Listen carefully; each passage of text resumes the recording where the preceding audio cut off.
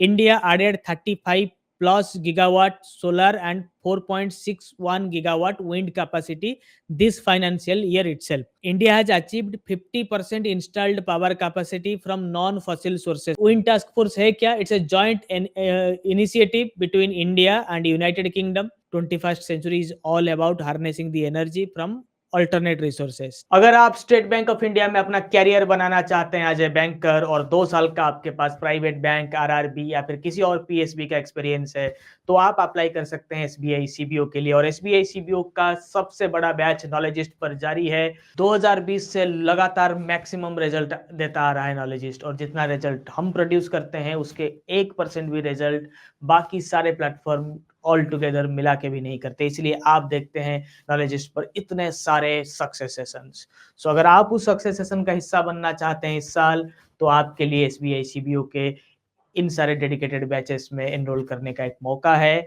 We don't offer discounts, remember we offer selections, and when it comes to knowledgist courses we teach not only for selection but also beyond it. So see you in internal classes. Thank you. So today's banking news important for your general awareness section, क्योंकि general awareness bankers के लिए थोड़ा tough होता है current affairs पढ़ना, तो हमने ये सिलसिला जारी रखा है।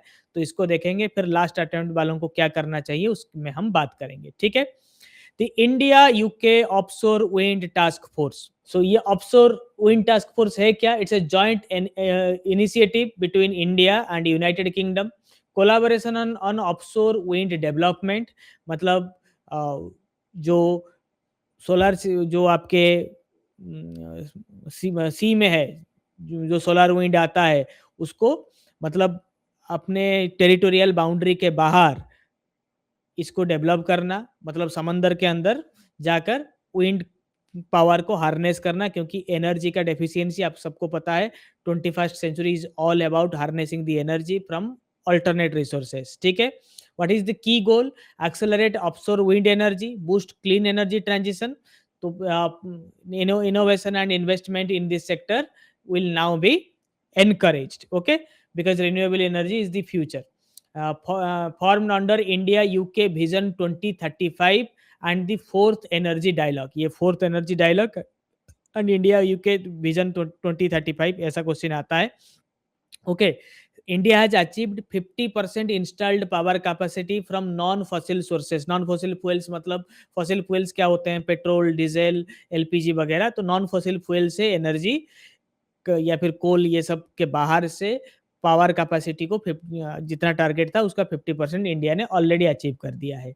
India added 35 plus gigawatt solar and 4.61 gigawatt wind capacity this financial year itself. देखिए, आपके एग्जाम पॉइंट ऑफ व्यू के लिए करंट अफेयर्स तो आता है, बट करंट अफेयर्स कहाँ से पूछा जाता है? मेनली एनर्जी सेक्टर से, मतलब रिन्यूएबल सेक्टर, एनर्जी सेक्टर, मतलब सस्टेनेबल डेवलपमेंट गोल से, जो यूएन का एसडीजी है। सस्टेनेबल डेवलपमेंट मतलब ऐसे डेवलपमेंट जिससे एनवायरनमेंट को कोई हार्म नहीं आता होता है। तो मतलब environmental related things, sustainability related things, then economy related things, okay, development related things. बहुत ज़्यादा पॉलिटिक्स, बहुत ज़्यादा डिफेंस रिलेटेड क्वेश्चंस नहीं आता है। स्पोर्ट्स के 1-2 क्वेश्चन आता है। ठीक है। मैं इसको बहुत अच्छे से आप लोगों के लिए डिकोड करूंगा। अभी बहुत कुछ आप लोगों का लास्ट डेट जब तक नहीं खत्म हो जाता है तब तक बेकार क्वेरीज आता रहेगा, तो इसलिए थोड़ा टाइम उसमें भी जा रहा है।